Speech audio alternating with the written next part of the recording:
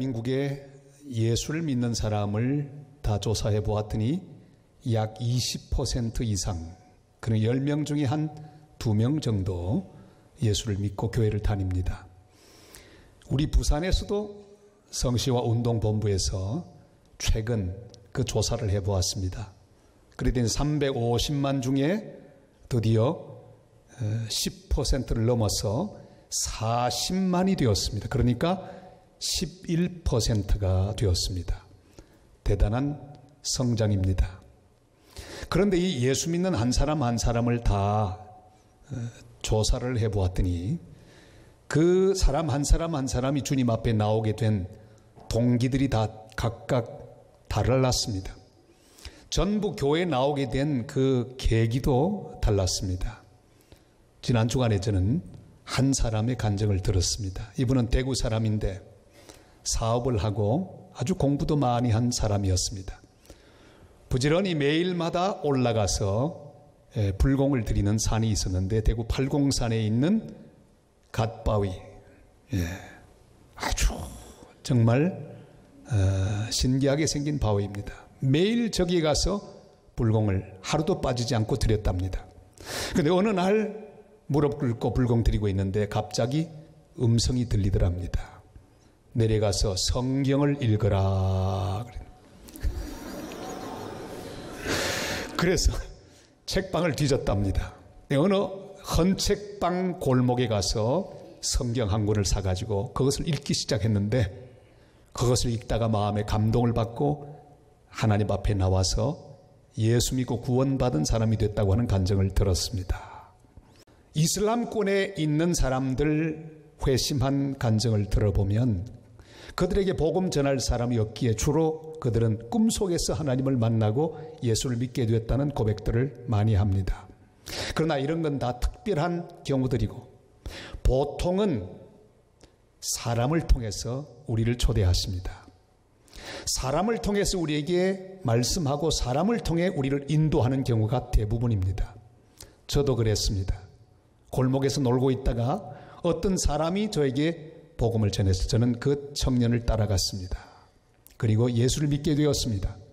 가족이나 친구를 통해 우리를 하나님께서 부르십니다.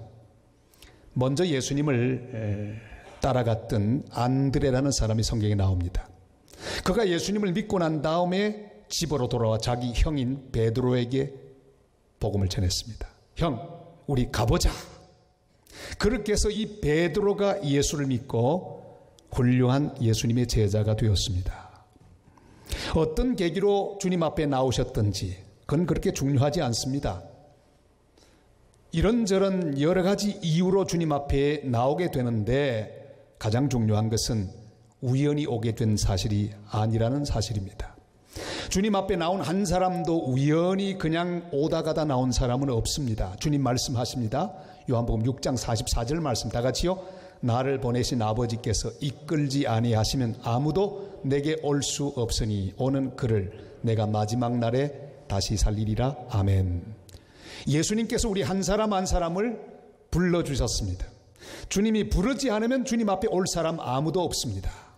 오늘 우리의 초대를 받고 주님 앞에 나오신 여러분, 그냥 나오신 것 같지만 사실은 하나님이 부르지 않고는 아무도 하나님 앞에 나올 자가 없다고 하셨습니다. 부름을 받고 오늘 여기 오신 것 진정으로 축하를 드립니다. 그러면 왜 부르셨을까요? 그는 우리의 피곤하고 지친 상태를 아시기 때문입니다. 우리를 향해 주님은 말씀합니다. 수고하고 무거운 짐진 자들아, 그렇게 말씀하십니다. 우리가 짐을 지고 있는 걸 알고 계십니다. 우리가 수고하고 있는 것을 주님이 알고 계십니다. 28절 말씀 다 같이 읽겠습니다. 수고하고 무거운 짐진 자들아 다 내게로 오라. 내가 너희를 쉬게 하리라. 아멘. 우리를 지으신 하나님께서는 우리의 상태가 어떤지를 아십니다. 우리가 얼마나 피곤하게 사는지를 알고 계십니다. 우리 인생의 짐이 얼마나 무거운지도 알고 계십니다.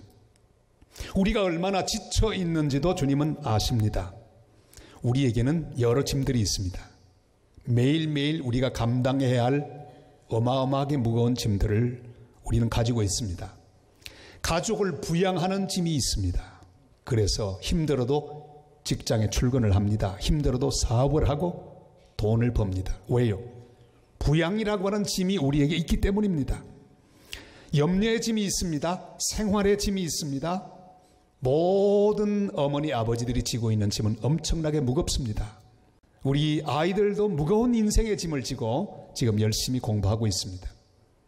그러면 은퇴하고 나면 짐이 없을까요? 그렇지 않습니다. 한 번은 은퇴하신 분의 이야기를 들었습니다. 제가 그랬죠. 아이고, 이제 다 은퇴하고 모든 책임 이제 다 벗어놓고 편안하시겠습니다. 그랬더니 하는 말이, 그건 모르시는 말씀입니다.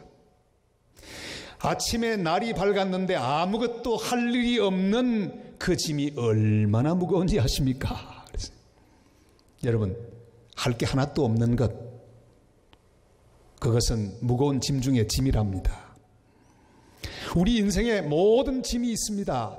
죄책감의 짐이 있습니다. 자기만 알고 있는 말할 수 없는 후회의 짐이 있습니다. 남에게 말할 수 없는 깊은 고민의 짐이 우리에게 있습니다. 제가 몇 년 전에 잠깐 평양을 방문하게 되었을 때, 그 이북에서는 가장 잘 사는 도시인데도 불구하고 사람들의 행색이 초라하기 거지없었습니다.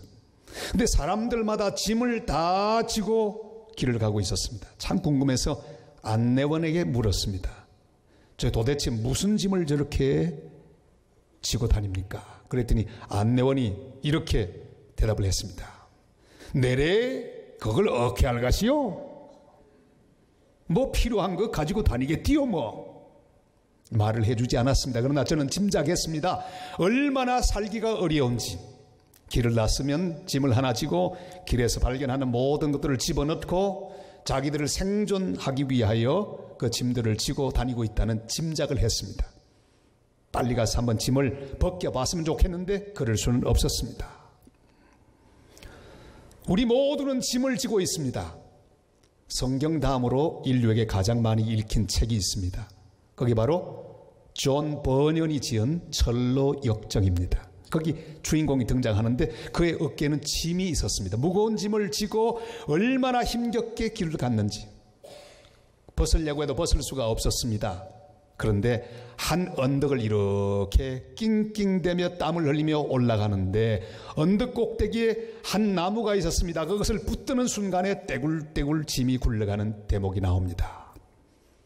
이것은 바로 모든 인류가 지고 있는 죄의 짐, 저주의 짐, 사망의 짐, 이 짐들을 지고 올라가다가 저 갈보리 나사렛 예수 그리스도가 십자가에 못 박혀 돌아가신 그 귀한 사랑의 십자가, 그 십자가를 믿음으로 붙잡는 모든 자가 그 무거운 짐들을 다 벗게 된다고 하는 귀중한 비유가 있는 이야기였습니다.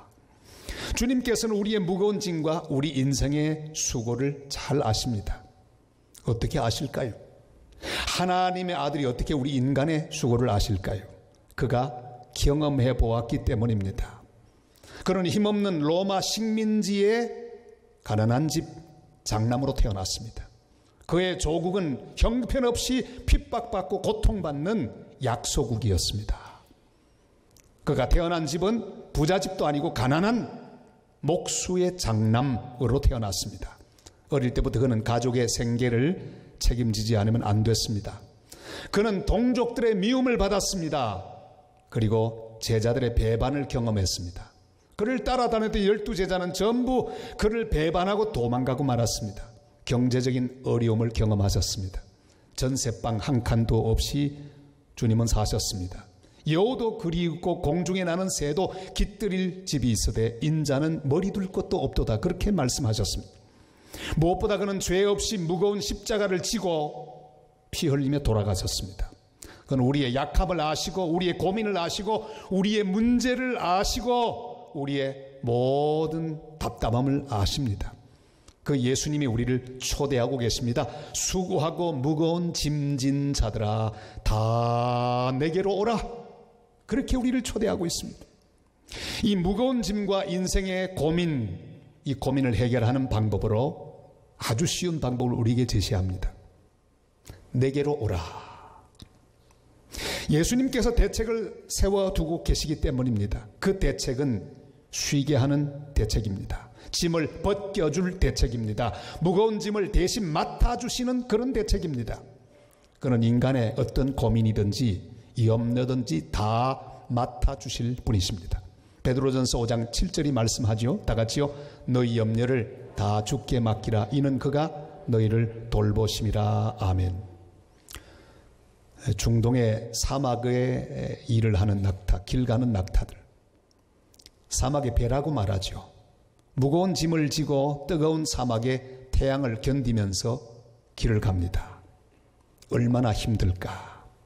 이 낙타가 지고 있는 어마어마한 짐들, 그냥 걸어가기도 힘든데 무거운 짐을 지고 사막을 지나갑니다.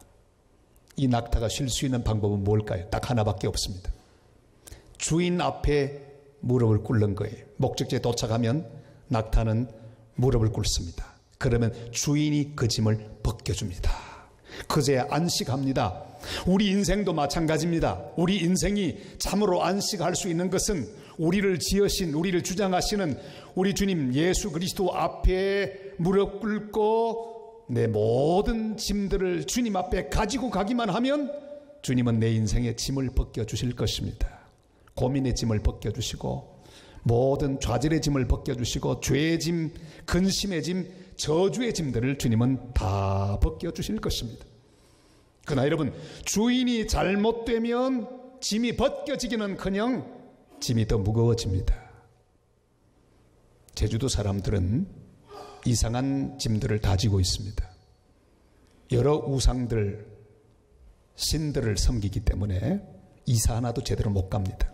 한 번은 가보았더니 세상에 온통 제주시 전체가 이사하는 차들로 가득 차 있었습니다. 사람들이 전부 이사하느라고 정신이 없습니다. 물어보았더니 신구간이래요. 딱 1년에 한 번 모든 땅의 귀신들이 옥황상제에게 1년 보고를 하러 하늘로 다 올라가는데 그때 이사해야만 문제가 없다는 거예요. 이삿짐이 얼마나 비싼 돈을 내고 차를 빌려서 이사를 하는지. 짐을 지고 있습니다. 주인이 잘못되면 무거운 짐을 질 수밖에 없습니다. 몇 년 전에 인생에 대해서 고민하고 참된 삶의 방향을 찾던 김군이라고 하는 청년, 그가 인터넷을 통해서 IS를 접속하게 되었습니다. IS는 그에게 여러 가지 보장을 했습니다. 월급도 주고 또 모든 것을 다 보장하고 인생의 행복도 목표도 의미도 주겠다는 그런 보장을 받고 터키를 통해서 그는 국경을 넘었습니다. IS에 가담했습니다. 그러나 밝혀진 바로는 김군은 그들에 의하여 작전을 나갔다가 목숨을 잃은 것으로 밝혀졌습니다. 방향이 틀렸습니다. 함부로 가서 짐을 맡기면 안 됩니다. 도로 그 짐이 무거워지게 될 것이기 때문입니다. 앙리 샤리엘이라고 하는 프랑스 사람이 있었습니다. 하루는 술집에 가서 술을 마시고 있는데 그 옆집에서 살인사건이 났습니다. 마침 실적 올리기에 급급한 검사가 있었는데 그를 기소했습니다. 죄도 없는 그에게 죄를 뒤집어 씌워서 살인죄로 투옥되었습니다. 남미 가이아나 한 섬에 투옥이 되었습니다. 그는 몇 차례 탈옥을 감행했습니다. 그러다가 잡혀서 독방에서 2년 동안이나 음식도 제대로 먹지 못한 채 딱정벌레를 먹으면서 생존합니다. 이 지옥의 섬에서 드디어 그는 탈출합니다.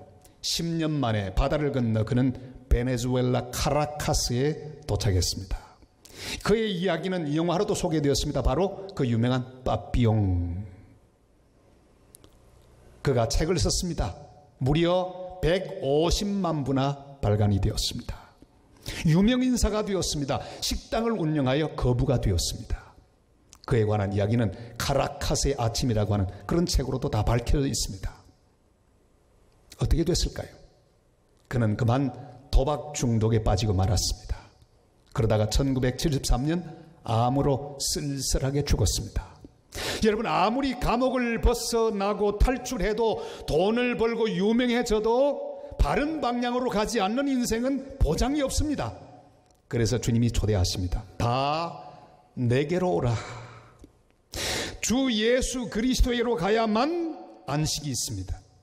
평안이 있습니다. 행복이 있습니다. 내게로 오라 내가 쉬게 하리라 말씀하십니다. 예수 그리스도만 우리의 인생에 진정한 안식을 주십니다. 오직 예수 그리스도만 우리의 모든 짐을 맡아주십니다. 오직 예수 그리스도만 우리를 쉬게 하십니다. 사도행전 4장 12절에 이렇게 말씀하죠. 다 같이요. 다른 이로서는 구원을 받을 수 없나니 천하 사람 중에 구원을 받을 만한 다른 이름을 우리에게 주신 일이 없음이라 하였더라. 아멘. 오늘 주님 앞에 나온 사랑하는 VIP 여러분, 예수님께 오면 우리 주님께서 우리에게 선물을 주십니다. 오늘 오신 여러분에게 우리 교회가 준비한 선물이 있습니다. 그것은 여러분이 내 가족이 아주 행복하게 모여서 커피를 드시라고 잔 4개를 이렇게 다 이쁘게 포장해서 드렸습니다. 오늘 그것보다 더 좋은 4가지 선물을 주님은 준비하고 계십니다. 보통 영어 단어 P로 시작하는 4단어입니다. 제일 먼저 P는 우리에게 주님은 죄 사함을 주십니다. pardon. 죄 사함을 주십니다. 그뿐 아니라 우리에게 power.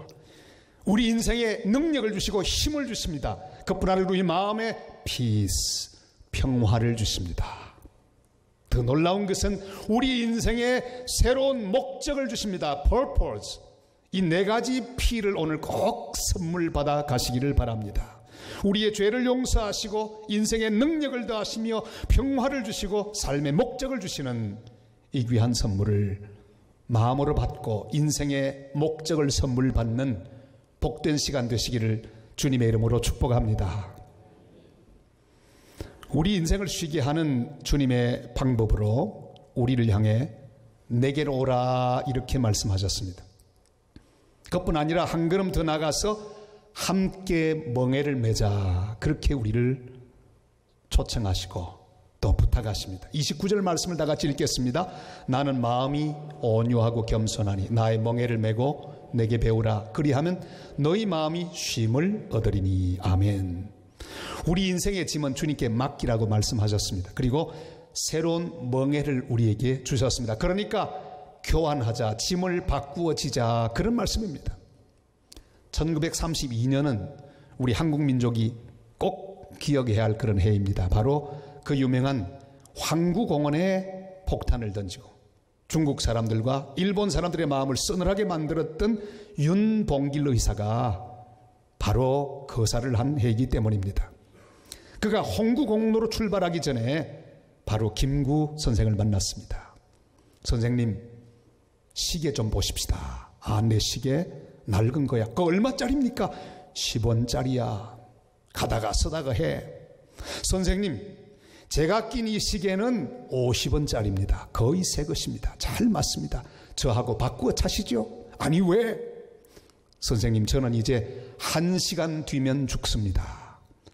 그러니까 낡은 시계도 괜찮습니다. 그러나 선생님은 이 시계를 차시고 그 조국 독립의 그날까지 열심히 싸우셔야 합니다. 그리고는 시계를 바꾸어 찼습니다. 김구 선생은 눈물 흘리며 그 시계를 받았다고 합니다. 그리고 윤봉길 의사는 홍구공원에 가서 거사를 하고 민족의 재단 앞에 피를 뿌렸습니다. 사랑하는 여러분, 우리 주님 예수 그리스도, 바로 예수님은 십자가에서 우리의 모든 죄를 위하여 죽으셨습니다. 주님은 우리와 더불어 바꾸기를 원하셨습니다. 우리의 모든 죄와 허물과 모든 저주와 슬픔, 고통을 다 대신 지시고 십자가에 죽으셨습니다. 그리고 대신 우리에게 기쁨을 주시고 행복을 주시고 구원을 주시고 새로운 인생의 목표를 주셨습니다. 이제는 사랑하며 살아야 합니다. 섬기며 살아야 합니다. 나누며 살아야 합니다. 용서하며 살아야 합니다. 주님과 함께 살면서 주님 원하는 일을 하고 살 때만 우리 마음은 쉼을 얻게 되어 있습니다. 내 욕심만 채우면 결국 마음이 괴로워집니다. 자기만 위해 살면 더 마음이 부담스러워집니다. 내 기분만 좋으려고 남을 기분 나쁘게 하면 결국은 나도 기분 나쁘게 되어져 있습니다. 기분이라고 하는 한자는 이렇게 씁니다. 그러니까 나누어지는 기운, 그러니까 우리가 나눌 때만 기분이 좋게 되어 있습니다. 물질을 나누고 사랑을 나누고 격려를 나누고 위로를 나눌 때 우리의 기분은 올라가게 되어 있습니다. 그런데 만약에 다른 사람을 착취하고 다른 사람 기분 나쁘게 하고 다른 사람을 해롭게 하면 내 기분 나쁘게 되어 있어요. 최순실 게이트의 핵심이 무엇입니까? 자기 배만 채우고 자기 딸만 이대 보내고 자기 딸만 승마선수로 키우고 다 자기 사람만 심고 자기 욕심만 채워서 모든 국민이 기분 나쁜 거 아닙니까? 여러분, 자기 배만 채우면 자기 인생도 나쁘게 되어 있습니다. 주님은 우리와 함께 우리의 인생 멍에를 매기를 원하십니다. 나 혼자 무겁게 짐지며 가지 말고 주님을 오늘 초대하시기를 바랍니다. 내 모든 무거운 것, 누추한 것, 약한 것은 주님께 다 맡겨드리고 주님이 나에게 새롭게 주시는 새로운 인생의 목적, 주님이 주시는 기쁨과 능력과 행복을 선물 받고 주와 함께 살아가는 복된 인생의 주인공들이 되시기를 바랍니다. 이스라엘 농부들은 밭을 가는데 특별한 방법을 사용합니다. 우리는 보통 소 한 마리로 사용하지만 이스라엘은 소 2마리를 끌게 합니다. 그렇게 밭을 갑니다. 한 마리가 좀 비실비실하고 경험이 없어도 괜찮습니다. 옆에 있는 소가 일 잘하게 되면 왼쪽 소는 그냥 공짜로 먹습니다. 주님이 하시는 말씀이 그 말씀입니다. 함께 멍에를 지자 그랬어요. 여러분, 우리는 약합니다. 부족합니다. 무능합니다. 문제도 많이 있습니다. 그러나 우리 주님 예수 그리스도는 완전하시고 지혜로우시고 우리 주님은 강하시고 모든 것을 다 아십니다. 그가 우리와 함께 인생의 밭을 갈기를 원하십니다. 그분을 모시기만 하면 됩니다.